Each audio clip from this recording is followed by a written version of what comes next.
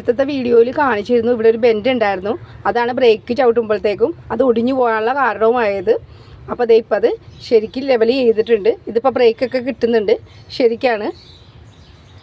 ഇത് നേരത്തെ booster type ആയിരുന്നു. ബൂസ്റ്റർ ഇവിടെയാണ് ബൂസ്റ്റർ വന്നത്.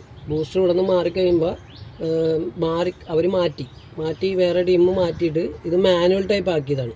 ഇത് മാനുവൽ ടൈപ്പ് ആക്കുമ്പോൾ ബൂസ്റ്റർ വരുമ്പോൾ ഇങ്ങനെയാണ് ഇരിക്കണത്. മാനുവൽ ടൈപ്പ് ആകുമ്പോൾ നേരെ വരും. നേരെ വന്നു കഴിയുമ്പോഴേക്കും എന്താ പറ്റണമെന്ന് വെച്ച് കഴിഞ്ഞാൽ ബൂസ്റ്ററിൻ്റെ 2 വോൾട്ടേ കയറുള്ളൂ. ബൂസ്റ്ററിന് ശരിക്കും 2 വോൾട്ട് ആയിരിക്കും ബൂസ്റ്ററിന്. ആ 2 വോൾട്ട് ഇവിടെയും വന്നത് ബൂസ്റ്ററിൻ്റെ ബ്രേക്ക് പിടിപ്പിക്കുമ്പോൾ 2 വോൾട്ട് ഇവിടെ വരും. ഇവിടെ വരുമ്പോൾ ചെറിയ വ്യത്യാസം കാണിച്ചു തരാം.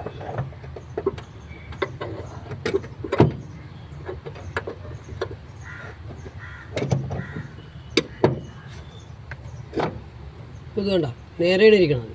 നേരെ ഒരു ലെവലിലാണ് ഇരിക്കണത്.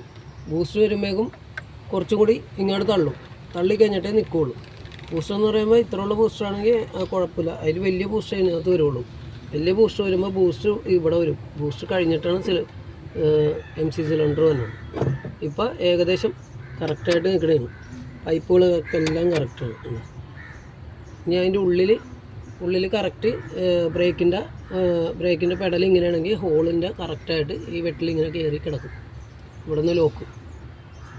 ഇനി നമുക്ക് ബ്രേക്ക് സെറ്റാക്കി കഴിഞ്ഞിട്ട് നമ്മൾ പറയാം.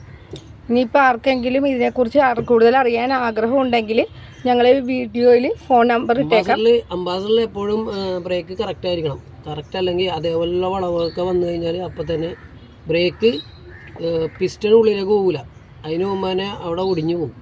അത് കൊടുത്തിരുന്നു വെച്ചാൽ ഇങ്ങനെ വളഞ്ഞ് തിരിഞ്ഞാൽ കൊടുത്തിരുന്നു വെച്ചാൽ അങ്ങനെ കൊടുക്കരുത് ഒരിക്കലും. അങ്ങനെ കൊടുത്തു കഴിഞ്ഞാൽ ബൂസ്റ്ററിന് ഇല്ലാത്ത വണ്ടിയാണെങ്കിലും ബൂസ്റ്റർ ഉള്ള വണ്ടിയാണെങ്കിലും ബ്രേക്ക് ചവിട്ടിയാൽ കിട്ടില്ല. ആക്സിഡൻറ്റ് ഉണ്ടാകാൻ സാധ്യത കൂടുതലാണ്. ഇതിപ്പോൾ കണ്ടില്ലേ, ഇപ്പോൾ സ്ട്രെയിറ്റാണ്. സിലിണ്ടറിൻ്റെ എപ്പോഴും സ്ട്രെയിറ്റ് ആയിരിക്കണം. ഏത് വണ്ടിക്കും സ്ട്രെയിറ്റ് ആയിട്ടേ ഇരിക്കുകയുള്ളൂ. പിന്നെ ചിലവർ മോഡിഫിക്കേഷൻ ചെയ്യുമ്പോഴേക്കും അതിനനുസരിച്ചുള്ള വ്യത്യാസങ്ങളൊക്കെ വരും.